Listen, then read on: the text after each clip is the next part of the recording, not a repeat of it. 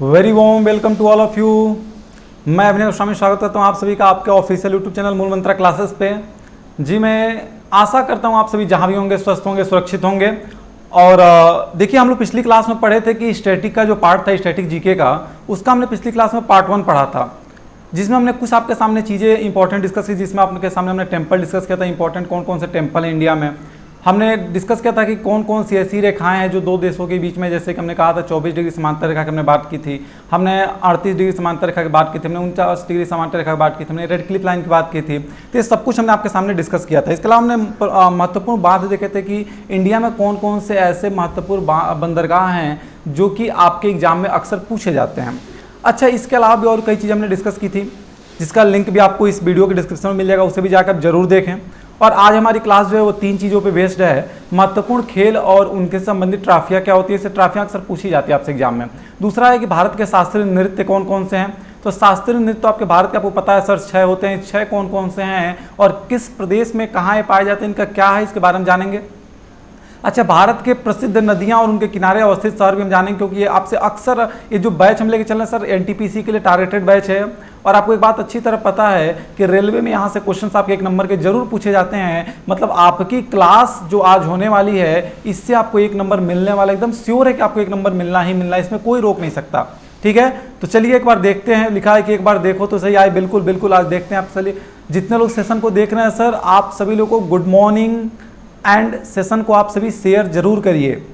Session आप लोग share नहीं, देखिए कुछ लोग कह रहे हैं sir class regular class. Sir देखिए क्लास रेगुलर इसलिए नहीं हो पा रही क्योंकि थोड़ी व्यवस्थाएं अभी अव्यवस्थित चल रही हैं, बट जैसे ही सारी चीज़ ठीक हो जाएंगी क्लास बिल्कुल रेगुलर होगी। और आपका एग्जाम अगर 15 दिसंबर से है तो इसकी हम गारंटी लेते हैं कि 15 दिसंबर के पहले ही आपका सब कुछ कंप्लीट करा देंगे।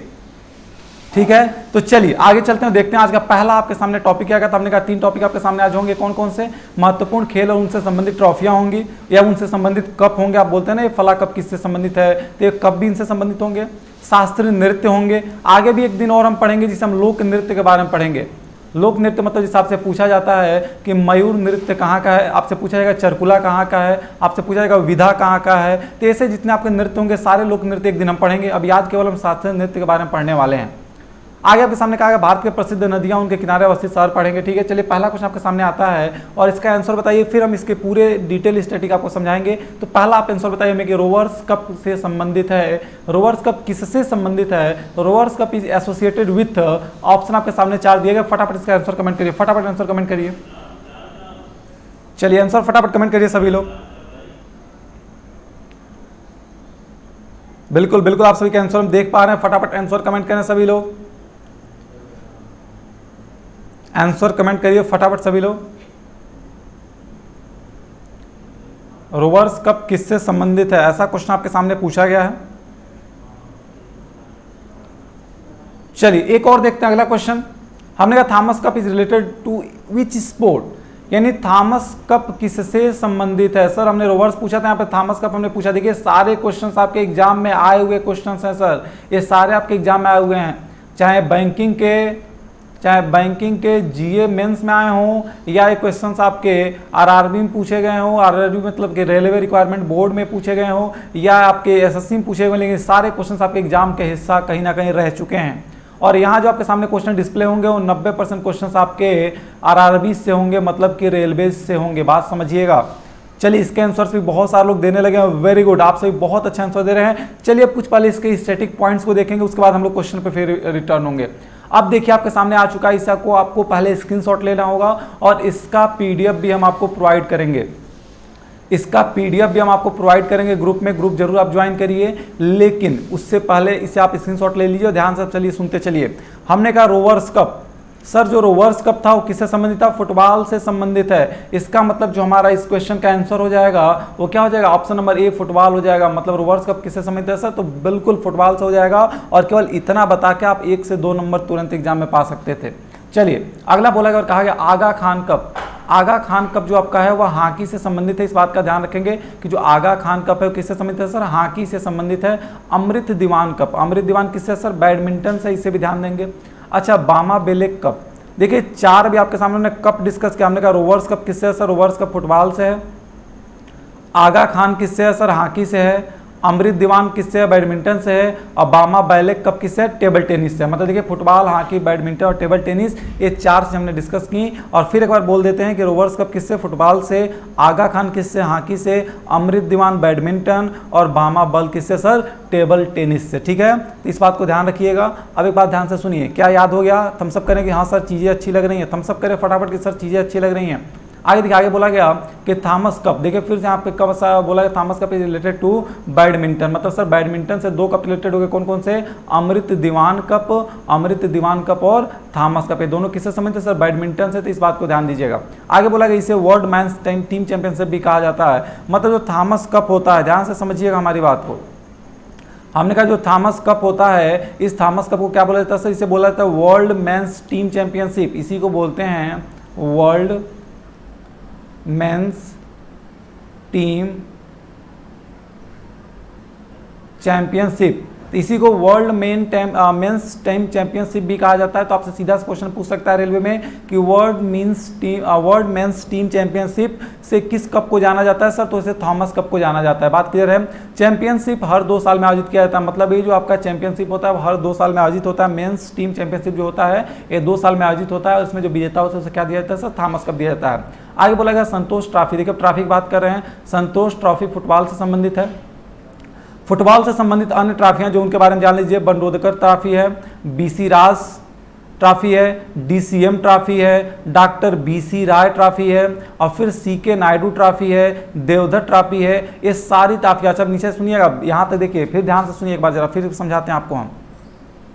देखिए संतोष ट्रॉफी जो है फुटबॉल से संबंधित है, ठीक है, बड़ी पूछे जाने वाली ट्रॉफी है। फिर आगे फुटबॉल से संबंधित और ट्रॉफियां जो उनका नाम सुनिए, हमने कहा पहला है बंडोदकर ट्रॉफी, दूसरा है बीसी राज ट्रॉफी, तीसरा है डीसीएम ट्रॉफी और चौथा है डॉक्टर बीसी राय ट्रॉफी। ठीक है, तो ये 4 ट्रॉफियां जो आपकी हैं, देखिए बीसी राज है और ये बीसी राय है, अंतर दोनों में, बीसी राज ट्रॉफी है, बीसी राय ट्रॉफी है। ठीक है, तो आपकी 4 ट्रॉफियां किससे हैं सर, ये आपके फुटबॉल से हैं। आगे चलेंगे तो C K Nayudu trophy, Deodhar trophy, Duleep trophy, Irani trophy और रणजी ट्रॉफी किससे सर, क्रिकेट से संबंधित कौन कौन है, तो क्रिकेट से संबंधित है CK Naidu, Deodhar trophy, Duleep trophy, Irani trophy और क्या है सर, रणजी ट्रॉफी आपके क्रिकेट से संबंधित है। आगे फिर आपका मिलेगा भारत केसरी, वर्धनवाल और शील्ड। मतलब ये जो आपके 2 ट्रॉफियां हैं किससे सर, ये आपके कुश्ती से संबंधित है। कौन कौन सी, तो देखिए भारत केसरी, नीचे शायद दिख नहीं रहा होगा, हमने लिख दे रहे हैं, हमने कहा भारत केसरी। केसरी का मतलब भी आप समझ सकते हैं, केसरी से आप कुश्ती याद रख सकते हैं, केसरी से कुश्ती याद रख सकते हैं। और वर्धमान शील्ड। तो ये भारत केसरी वर्धमान शील्ड किससे है सर, ये आपके कुश्ती से संबंधित हैं। इस बात को याद रखेंगे कि ये लोग कुश्ती संबंधित 2 ट्रॉफियां हैं। ठीक है, तो मैं उम्मीद है कि ट्रॉफियां क्लियर होंगी। अगर आपसे पूछा जाए थॉमस किससे सर, तो थॉमस किससे था, तो थॉमस बैडमिंटन से था। इसका आंसर क्या हो जाएगा, ऑप्शन नंबर डी हो जाएगा। बात क्लियर है। चलिए अगर समझ में आया तो थम्स अप करिए। अगला क्वेश्चन आपके सामने आ चुका है, what is the full form of LAN. What is the full form of LAN. LAN का फुल फॉर्म क्या होता है सर, बड़ी ज्यादा पूछा गया एग्जाम में, ग्रुप डी के एग्जाम में 2 बार पेपर में आपके आ चुका है। तो फटाफट हमें बताइए कि लैन का फुल फॉर्म क्या होता है। देखिए जो लोग सेशन में जुड़े हैं सर, लास्ट तक जुड़े हैं, आपको बिल्कुल बहुत ही इंपॉर्टेंट चीजें मिलने वाली हैं। और एक बात और बताएं, देखिए क्लास की जो आपकी प्लेलिस्ट है, हमने बार बार आपको बताया था कि सर हमारी प्लेलिस्ट होगी। देखिए प्लेलिस्ट आपकी कई सारी बनाई गई। एक बार प्लेलिस्ट वाले ऑप्शन में चैनल पे जाइए, वहाँ देखिए आपके प्लेलिस्ट बनाए गए हैं कि एनटीपीसी टारगेट बैच लिखा होगा, आगे कि रीजनिंग एनटीपीसी टारगेट बैच लिखा होगा, मैथ एनटीपीसी टारगेट बैच लिखा होगा, जीएस एनटीपीसी टारगेट बैच आपके सामने लिखा होगा, स्टैटिक जीके एंड साइंस। तो ये आपके जो प्लेलिस्ट है, इस प्लेलिस्ट को आप ऐड कर लीजिए अपने लाइब्रेरी में, और ऐड करके इसमें आपके वीडियो पढ़ते रहेंगे, उसे आप देखते रहिए। जरूर नहीं कि आपको लिंक डेली के डेली हम प्रोवाइड करें पर्सनल, लेकिन इसे आप जरूर देखते रहें। ठीक है, चलिए लैन का फुल फॉर्म भी कुछ लोग देने लगे हैं, वेरी गुड। चलिए इसका आंसर देखते हैं। हमने कहा इसका आंसर क्या हो जाएगा, चलिए टाइमर की जरूरत नहीं थी हमें, हमने कहा इसका आंसर हो जाएगा कि LAN stands for local area network. क्या होता है सर, लोकल एरिया नेटवर्क, मतलब option number A is the correct answer. जी लैन कई बार आपसे पूछा गया एग्जाम में, कई बार पूछा गया लैन, पूछा गया आपसे कई बार आपके सामने पासवर्ड जो है कि इसके बारे में पूछ लेता है कि बताइए आपके HTML का फुल फॉर्म क्या होता है, HTML का फुल फॉर्म क्या होता है, ये भी कई बार आपके सामने पूछा गया। तो कमेंट करके बताइए कि HTML का फुल फॉर्म क्या होता है, फटाफट कमेंट करिए और बताइए कि HTML का फुल फॉर्म क्या होता है। अगला पूछा गया कि द टीम, ये क्वेश्चन तो हमें पढ़ने से पहले आंसर आपके आ चुके होंगे। हमने कहा the term leg before wicket यानी LBW जिसे आप कहते हैं LBW leg before wicket is associated with which game, ये LBW किस गेम में प्रयोग किया जाता है, वर्ड किस गेम में प्रयोग किया जाता है, आपको टर्म बताना है कि किस गेम में आता है। फटाफट कमेंट करिए, हमें शायद इसका आंसर देने की जरूरत हमें ना पड़े, इस प्रश्न का आंसर हमें देने की जरूरत नहीं पड़ेगा, आप इसका आंसर में आराम से बता सकते हैं। तो बताइए कि LBW लेग बिफोर विकेट किससे संबंधित है, किस गेम से, फटाफट बताइए। जी बिल्कुल बिल्कुल बिल्कुल क्रिकेट से संबंधित है, वेरी गुड, बहुत अच्छा आंसर दें आप सभी लोग। चलिए एक तालियां आपके लिए जरूर बनती है इस प्रश्न के लिए कि इतना बड़ा क्वेश्चन आपने बता दिया हमें। नहीं, आसान क्वेश्चन है, जिन्होंने आंसर नहीं दिया है सर उनको भी आंसर देना चाहिए, क्योंकि अभी देखने वाले काफी लोग हैं और आंसर गिने चुने लोगों ने दिया है, समझ रहे हैं। चलिए ठीक, हमने अपने तालियों को वापस लेते हैं, अपने तालियों को हम वापस ले लिए क्योंकि आप तालियों के लायक नहीं है, सभी लोगों ने आंसर नहीं दिया था। चलिए नेक्स्ट क्वेश्चन की तरफ चलते हैं और अगला क्वेश्चन आपका आता है कि B stands for term in BRICS, मतलब जो ब्रिक्स होता है इस ब्रिक्स का फुल फॉर्म क्या है और इसमें B किससे स्टैंड करता है, B का मतलब क्या होता है, ब्राजील, ब्रह्मास, बेनिन और बांग्लादेश। तो फटाफट बताइए कि B का मतलब क्या होता है, कमेंट करिए, फटाफट कमेंट करिए, बताइए इसका आंसर क्या होगा। चलिए हम टाइमर आपको देते हैं 20 सेकंड का, यहाँ पे आपको हम टाइमर देते हैं, फटाफट आंसर बताइए। और हमें ब्रिक्स का फुल फॉर्म भी चाहिए, ब्रिक्स का फुल फॉर्म भी बताएं कि ब्रिक्स का फुल फॉर्म क्या होता है। चलिए HTML का फुल फॉर्म कुछ लोगों ने हमें बताया, वेरी गुड। HTML का फुल फॉर्म कुछ लोगों ने हमें दे दिया है, वेरी गुड वेरी गुड, चलिए बहुत अच्छा।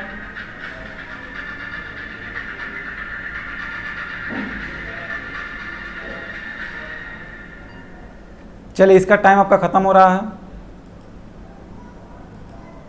और ब्रिक्स का फुल फॉर्म क्या होता है आप हमें फटाफट बताइए।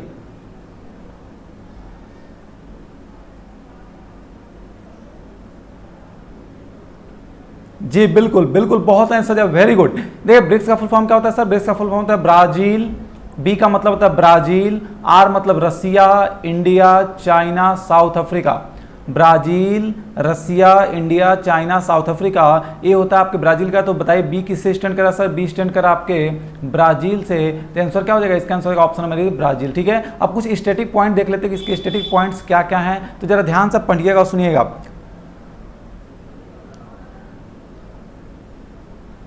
चलिए अब एक चीज ध्यान सुनिए, चलिए इसके बारे में थोड़ा पढ़ लेते हैं। हमने कहा देखिए ब्रिक्स के बारे में बोला गया कि यह 5 प्रमुख उभरती हुई राष्ट्रीय अर्थव्यवस्थाओं के संघ के लिए एक संक्षिप्त रूप है।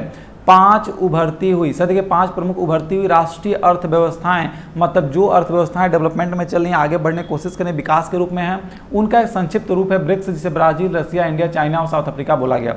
अब एक बात ध्यान सुनिए, यहाँ से क्वेश्चन एक बार आपके एग्जाम में पूछा गया लास्ट कंट्री कौन सी है जो कि ब्रिक्स में ऐड हुई है, तो आपको पता है कि लास्ट कंट्री आपके यस है। तो क्या जरा सुनिए, हमने कहा ब्रिक्स के 5 सदस्य राष्ट्रों का पहला शिखर सम्मेलन 2011 में आयोजित किया गया था। एक क्वेश्चन आपके एग्जाम में पूछा चुका है कि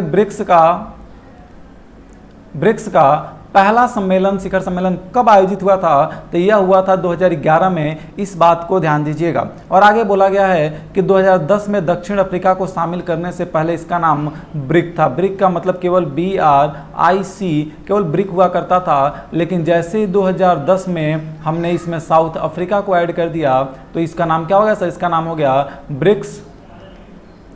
और इसका ब्राजील, रसिया, इंडिया, चाइना और साउथ अफ्रीका कहने जाने लगा, लेकिन इसके पहले ब्रिक हुआ करता था। क्वेश्चन आपसे ये पूछेगा कि बताइए इसमें लास्ट कंट्री ब्रिक्स में कौन जोड़ी गई है सर, तो जोड़ा गया दक्षिण अफ्रीका, साउथ अफ्रीका। और कब जोड़ा गया है, तो जोड़ा गया सन 2010 में। पहला शिखर सम्मेलन कब हुआ था, तो 2011 में हुआ था। बिल्कुल बिल्कुल बातें क्लियर होंगी। चलिए अगले क्वेश्चन तक चलते हैं, बताइए इसका आंसर क्या हो जाएगा। लावनी नृत्य किस राष्ट्र संबंधित है, जी बिल्कुल, कुछ लोग कहते हैं सर HTML का फुल फॉर्म बताइए, तो HTML का फुल फॉर्म सुनिए। HTML का जो फुल फॉर्म होता है उसे नोट कर लीजिए, आप सभी लोग लिखिए, हाइपर टेक्स्ट मार्कअप लैंग्वेज।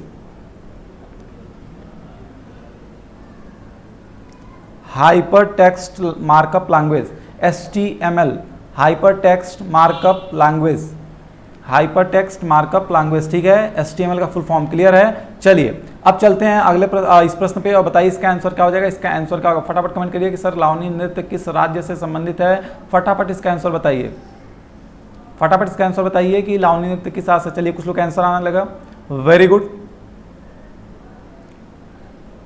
चलिए अब ध्यान समझिएगा, हमने कहा कुछ इसके बारे में स्टैटिक पॉइंट्स पहले देख लेते हैं, फिर हम आएंगे लावनी नृत्य के ऊपर। हमने कहा इसका आंसर आपका हो जाएगा महाराष्ट्र, मतलब लावनी नृत्य आपके कहाँ समझ से सर, महाराष्ट्र से। ऐसा आपके सामने क्वेश्चन पूछा जाए, बताइए कि चरकुला कहाँ से है, चरकुला आपसे पूछेगा मयूर नृत्य कहाँ का है सर, पूछेगा विधा कहाँ का है, पूछेगा आपसे तो सारे कहाँ के सर, चरकुला मयूर तो आपके यूपी के हैं, अच्छी तरह आप जानते हैं, लेकिन विधा कहाँ का है सर, ये विधा आपका कहाँ का है, गिधा।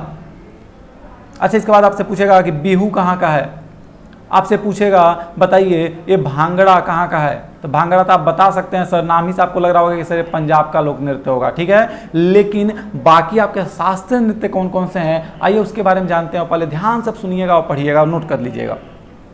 हमने कहा भारत के शास्त्रीय नृत्य सर कौन कौन से होते हैं सर, 6 शास्त्रीय नृत्य होते हैं। यहाँ पे आपके सामने लिखा गया भरतनाट्यम, कथक, कथकली, कुचिपुड़ी, मणिपुरी, मोहिनीअट्टम, ओडिसी, ये 7 लिखे हुए हैं सर। लेकिन 7 में जो आपका भरतनाट्यम होता है यह आपका शास्त्रीय नृत्य नहीं होता है, यह आपका लोकप्रिय नृत्य है। तो इस बात को ध्यान रखिएगा। आपके शास्त्रीय नृत्य कौन कौन से हैं सर, तो केवल आपका शास्त्रीय नृत्य आपका कथक है, उसके बाद आपका कुचिपुड़ी है, कथक कुचिपुड़ी, उसके बाद से मणिपुरी, मोहिनीअट्टम, कथक। अच्छा, कथक के बाद कथक कली भी है, कथक और कथक कली, कथक, कथक कली, कुचिपुड़ी, मणिपुरी, मोहिनीअट्टम और एक लास्ट में आपका ओडिसी भी है। तो आपके टोटल 6 शास्त्रीय नृत्य हैं। तो इसे भी जान लीजिए कि भारत में 6 शास्त्रीय नृत्य हैं, तो इसे कहीं नोट कर लीजिए। और चलिए पढ़ते हैं। हमने कहा भरतनाट्यम के बारे में क्या बोला, भरतनाट्यम के बारे में बोला गया कि दक्षिण भारतीय राज्यों तमिलनाडु और कर्नाटक का लोकप्रिय नृत्य है सर। तो क्वेश्चन आपसे पूछेगा, बताइए कि भरतनाट्यम कहाँ का लोकप्रिय नृत्य है, तो कहाँ का है सर, ये भारतीय राज्य, दक्षिण भारतीय राज्य। दक्षिण भारतीय राज्य मतलब क्या, ये जो आपके भारत का नक्शा अगर आप बनाएंगे तो जो आपका नीचे वाला जो पार्ट होता है ये वाला, इसी दक्षिण भारत राज्य के जो कुछ राज्य हैं, कौन कौन से सर, तमिलनाडु, कर्नाटक, यहाँ के लोकप्रिय नृत्य हैं। बात ध्यान रखिएगा। बात किया गया कथक का, कथक में कहा गया कि उत्तर भारत का लोकप्रिय शास्त्रीय नृत्य। सर कथक को यह भी कहा था कि उत्तर प्रदेश का लोकप्रिय नृत्य है, लेकिन एक बात ध्यान दीजिएगा, केवल उत्तर प्रदेश का नहीं है सर, यह उत्तर प्रदेश के अलावा उत्तर भारत के कई राज्यों का यह शास्त्रीय लोकप्रिय नृत्य है। तो इस बात को ध्यान दीजिएगा कि कथक केवल यूपी का नहीं है, कथक पूरे उत्तर भारत का जो है कि शास्त्रीय नृत्य है। आगे बोला गया कथकली, कथकली के बारे में बोला गया है कि कथकली केरल की शास्त्रीय नृत्य शैली है। कथकली को देखिए हमने कैटेगराइज कर दिया कि केरल की है, लेकिन कथक को हम लोग यूपी लगाते हैं सर, यूपी नहीं होगा, वो उत्तर भारतीय क्षेत्र हो जाएगा। बात के उत्तर भारत में आपके कई राज्य आ जाएंगे, आपके बात समझ रहे हैं। चलिए, हमने कहा कुचिपुड़ी, कुचिपुड़ी दक्षिण भारत के शास्त्रीय नृत्य रूपों में से एक है, नाम से। अच्छा बोला कुचिपुड़ी का नाम की उत्पत्ति आंध्र प्रदेश के कुचिपुड़ी गांव के नाम पर हुआ, यानी कुचिपुड़ी जो आपका शास्त्रीय नृत्य है इसका कहाँ से उद्गम हुआ है सर, तो इसका उद्गम हुआ है आंध्र प्रदेश के कुचिपुड़ी गांव से, ठीक है। आगे बोला गया मणिपुरी, तो मणिपुरी का आप नाम से क्लियर है कि मणिपुरी भारत के 6 प्रमुख शास्त्रीय नृत्यों, देखिए बोला गया ना यहाँ पे 6 प्रमुख शास्त्रीय नृत्यों में से एक है। और मणिपुरी नृत्य भारत के उत्तर पूर्वी राज्य मणिपुर का लोक नृत्य है। बात क्लियर। आगे बोला गया मोहिनीअट्टम, मोहिनीअट्टम कहाँ का सर, मोहिनीअट्टम केरल की शास्त्रीय लोकप्रिय नृत्य है। तो इस बात का देखेंगे केरल का मोहिनी, देखिए केरल में 2 हो गया सर, एक कथकली और एक आपका मोहिनीअट्टम, मतलब भारत के 6 शास्त्रीय नृत्यों में से 2 केरल की हैं, एक कथकली और दूसरा मोहिनीअट्टम। अगला बोला गया ओडिसी, तो ओडिसी नाम से क्लियर सर, ओडिसी उड़ीसा राज्य का भारत का प्रचलित लोक नृत्य, ठीक है। ओडिसी कहाँ का है सर, तो उड़ीसा राज्य का भारत का प्रचलित शास्त्रीय नृत्य। बात क्लियर। तो उम्मीद है कि आप इस शास्त्रीय नृत्य समझ गए होंगे। आगे चलते हैं, देखते हैं क्या हमने कहा। बताइए अहमदाबाद किस नदी के तट पर स्थित है, फटाफट आंसर बताइए हमें कि अहमदाबाद किस नदी पे है। इसका आंसर कुछ लोग देना शुरू कर चुके होंगे, तो बताइए पहले कि अहमदाबाद किस नदी पे है, फटाफट इसका आंसर बताइए हमें। अहमदाबाद किस नदी पे है, चलिए आंसर आने शुरू हो चुके हैं। वेरी गुड, पिछले क्वेश्चन का आंसर सभी ने दिया था, बहुत अच्छा। डेयर ऑफिसर सेशन को लाइक कर दें यार, सेशन को लाइक करें सभी लोग फटाफट। कोई भी सेशन को लाइक नहीं करते हैं, आते हैं वीडियो देख के चले जाते हैं, स्किप कर देते हैं, वीडियो भी पूरा नहीं देखते हैं, सिलेक्शन कैसे हो जाएगा। जो लोग वीडियो देख के आधे में छोड़ के चले जाते हैं सर, उन्हीं लोगों का सिलेक्शन भी प्री निकलने के बाद मेंस में फंस जाता है, प्री निकाल के मेंस में जाकर अटक जाते हैं। अरे एक बार पूरा वीडियो देखिए, अच्छे से पढ़िए, कोई भी क्लास इम्प्रॉपर नहीं होती। आपके लिए जो कंटेंट लेके आया जाता है सर, उस पर पहले वर्क किया जाता है, उस कंटेंट को एनालाइज किया जाता है कि क्वेश्चन आपके लिए बताया जाता है इंपॉर्टेंट है कि नहीं। अगर इंपॉर्टेंट है तो फिर उससे कौन कौन से पॉइंट्स और आपके एग्जाम में पूछे जा सकते हैं, सारी चीज़ें देखने के बाद आपके सामने बताई जाती हैं। आंसर आंसर कुछ लोग कह रहे हैं सर साबरमती हो जाएगा, साबरमती। चलिए देख लेते हैं कि आंसर क्या होगा। हमने ये बोलेगा भारत के प्रसिद्ध नदियों के किनारे अवस्थित शहर, ठीक है।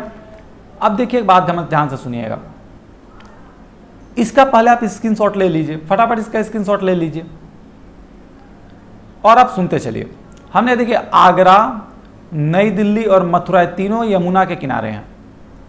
आगरा, नई दिल्ली और मथुरा तीनों यमुना के किनारे। अक्सर हम जहां रहते हैं वहां का हमें अच्छी तरह पता होता है। जैसे अभी हम पूछें आप सभी से, अभी बच्चों से हम पूछें, आप बच्चे काफ़ी सुल्तानपुर जुड़े, अगर हम पूछें कि बताइए सुल्तानपुर किस नदी के किनारे है, तभी आंसर आने की कमी नहीं होगी। जरा बताइए फटाफट हमें, सुल्तानपुर किस नदी के किनारे है सर? सुल्तानपुर किस नदी के किनारे है? फटाफट बताइए कि सुल्तानपुर किस नदी के किनारे है। देखिए फटाफट आंसर आने से लगे। आप ही लोग कहने लगे सर कि सुल्तानपुर गोमती किनारे है, मतलब हम जिस शहर में रहते हैं उस शहर का तो हमें अच्छी तरह पता होता है, लेकिन एग्जामिनेशंस में अगर हमारा वो भाग्य होगा कि उसी शहर का पूछ लिया जाए, अन्यथा हमें कई राज्य इंपॉर्टेंट याद रखने होंगे जो उनकी नदियों के किनारे होते हैं। जैसे अब आपके सामने डिस्कस करने चले तो इसे आप नोट डाउन करते चलिएगा। हमने कहा आगरा, नई दिल्ली और मथुरा तीनों आपके यमुना किनारे हैं, और गंगा किनारे देखिए कितने सर बचे, इसलिए हम सारे को एक पास लिखे हैं ताकि आप आसानी से याद कर सकें। हमने कहा भागलपुर, हरिद्वार, पटना, वाराणसी, मिर्जापुर, कन्नौज, कानपुर और हाजीपुर। एक बात समझिए, जिनके लास्ट में पुर है, ध्यान से सुनिए, जैसे मिर्जापुर, कानपुर, हाजीपुर, द्वारिका, भागलपुर, मतलब ये मैक्सिमम गंगा के किनारे। भी बहुत आगे मिलेंगे, जबलपुर मिलेगा आपको, और भी कई सारे मिल जाएंगे, जैसे गोरखपुर मिलेगा, लेकिन ये आपके शायद गंगा किनारे नहीं है। लेकिन एक मोटा मोटी बात सुनिए कि भागलपुर, हरिद्वार, पटना, वाराणसी, मिर्जापुर, कन्नौज, कानपुर, हाजीपुर सभी कहाँ है सर? गंगा किनारे। हमने एक रूटीन ही लिख दिया है। जैसे भागलपुर से निकलेंगे तो भागलपुर से आप होते हुए, वाराणसी होते हुए, मिर्जापुर होते हुए आप कानपुर पहुंच, मतलब एक आपका जो रूटीन है वो केवल एक ही नदी किनारे बसते हुए शहर है, तो उसको आप अच्छे से याद रखिएगा। आगे बोला गया नासिक और निजामाबाद। देखिए नासिक और निजामाबाद दोनों गोदावरी के किनारे हैं। जौनपुर और लखनऊ और सुल्तानपुर, सुल्तानपुर हमने नहीं लिखा क्योंकि आप सभी इतने होशियार है कि आपको पता था, फिर भी हम लिख दे रहे हैं। सुल्तानपुर जो आपका है यह किस नदी के किनारे है सर? सुल्तानपुर आपका है गोमती, यानी जौनपुर, लखनऊ और सुल्तानपुर तीनों कहाँ है सर? गोमती किनारे है। आगे बोला गया कटक और संबलपुर कहाँ है सर? महानदी किनारे है। डिब्रूगढ़ और गुवाहाटी ब्रह्मपुत्र के है। कोटा और ग्वालियर चंबल के किनारे। अहमदाबाद साबरमती, मतलब हमारे प्रश्न का जो आंसर हो जाएगा वो साबरमती, जिसने दिया था बिल्कुल करेक्ट आंसर दिया था। चलिए वेरी गुड। आगे बोला गया कि इलाहाबाद। देखिए इलाहाबाद किसी एक नदी किनारे पर नहीं है, इलाहाबाद जिसका नाम प्रयागराज हो चुका है। तब आपसे क्वेश्चन पूछेगा प्रयागराज किस नदी किनारे है सर? तो प्रयागराज जो है आपका वह गंगा, यमुना और सरस्वती तीन नदियों के संगम पे बसा हुआ। संगम का मतलब होता है कि जहां इनका मिलन होता है, जहां पे मिलाप होता है, मतलब तीन नदियां एक जगह मिलती हैं, उसके किनारे जो है हमारा क्या बसा हुआ है सर? ये बसा हुआ इलाहाबाद। यानी प्रयागराज के अगर आप मैप को देखें तो प्रयागराज का जो मैप है सर वो कुछ ऐसे एक नदी आ रही है, कुछ एक नदी ऐसे आ रही है, कुछ एक शहर के बीच से निकली जो अकबर किला से निकलती है, और इसी के बीच में आपका पूरा पूरा शहर बसा हुआ है। बात क्लियर है? आगे बोला अयोध्या। सर अयोध्या तो इतने चर्चा में रहा कि अगर अयोध्या आप भूल जाएं तो फिर हमें इसकी जिक्र करने की जरूरत ना हो। हमने अयोध्या सरयू नदी किनारे, ठीक है। इसी को घाघरा भी कुछ लोग कहते हैं, इसी नदी को कुछ लोग घाघरा भी कहते हैं। आपके बरहज के पास जाके क्या हो जाती है? घाघरा का रूप ले लेती है। हमने कहा बाद में जाके इसी यही नदी गंगा में मिल भी जाती है, लेकिन यहाँ पर पूछा था कि सरयू के किनारे कौन सा? तो अयोध्या सर याद रखेंगे। बद्रीनाथ किसके किनारे है सर? अलकनंदा के। कोलकाता कई बार एग्जाम का हिस्सा बन चुका है। कोलकाता किस नदी किनारे सर? तो हुगली किनारे है। बेंगलुरु किसके? वृषभावती, ये वृषभावती है, इसको याद रखें, वृषभावती किनारे है। अच्छा गोरखपुर सर, गोरखपुर राप्ती के किनारे सर। देखिए ताप्ती राप्ती बड़ा अंतर है। एक नदी है जिसको बोलते हैं ताप्ती, तो ताप्ती नहीं यह राप्ती है। जरा कमेंट करिए फटाफट कि कितने लोग इसमें गोरखपुर से सेशन को देख रहे हैं। फटाफट कमेंट करिए कि कितने लोग सर गोरखपुर से सेशन को देख रहे हैं। हमने कहा गोरखपुर सर एक बहुत ही अच्छा शहर जहाँ से मुख्यमंत्री आपके पाए जाते हैं। कभी गोरखपुर आइए घूमने, बहुत ही अच्छा शहर मिलेगा आपको। अच्छा हमने कहा शहर सर सुल्तानपुर भी आपका अच्छा है, बुरा मान जाएंगे कुछ लोग। हमने कहा नहीं सुल्तानपुर भी अच्छा है। देखिए गोरखपुर क्या है? गोरखपुर आपके राप्ती किनारे था। पुणे शहर जो आपका वो मुथा नदी किनारे है। उज्जैन सिप्रा के किनारे है। और देखिए आपका हैदराबाद लिखा हुआ है, क्या लिखा है सर? ये लिखा आपका हैदराबाद। हैदराबाद मूसी नदी किनारे। जबलपुर नर्मदा, श्रीनगर झेलम, सूरत तापी और बड़ोदरा किसके? विश्वामित्री के किनारे है। मतलब हमने हर वह एक इंपॉर्टेंट आपके सामने शहर का डिस्कशन किया जो आपके एग्जाम का हिस्सा बनते हैं और बन चुके हैं। बात क्लियर है? चलिए अब आज की क्लास हमारी खत्म होगी यहीं पे, और थैंक यू सो मच आप सभी का सेशन में जुड़ने के लिए। और हमारी क्लासेस बिल्कुल प्लेलिस्ट को आप ज्वाइन करिए। प्लेलिस्ट को अपने लाइब्रेरी में ऐड करिए, क्योंकि आपकी क्लासेस वहाँ प्रॉपर मिलती रहेंगी। हो सकता है कि आपकी क्लास डेली 11 बजे ना होकर के आपकी क्लास कभी 12 बजे अपलोड हो जाए, लेकिन आपको क्लासेस मिलेंगे। ठीक है, चलिए थैंक यू सो मच आप सभी का हमारे साथ जुड़ने के लिए। और टेलीग्राम चैनल ज्वाइन करना ना भूलें, क्योंकि लिंक आपकी यहीं आपको प्रोवाइड की जाती है, प्लस यहीं पर आपका PDF भी प्रोवाइड किया जाता है। ठीक है, टेलीग्राम चैनल आप सर्च कर सकते हैं, आप लिंक से जा सकते हैं। चलिए थैंक यू सो मच। अगर सेशन अच्छा लगा तो लाइक भी करिए, सब्सक्राइब भी करिए और सेशन को शेयर करना जरूर ना भूलें। सेशन को शेयर करना जरूर ना भूलें, मतलब कि ना भूलें, बात समझिए। चलिए थैंक यू सो मच आप सभी लोग हमारे साथ जुड़ने के लिए और धन्यवाद। आप सभी का दिन शुभ हो। Thank you so much.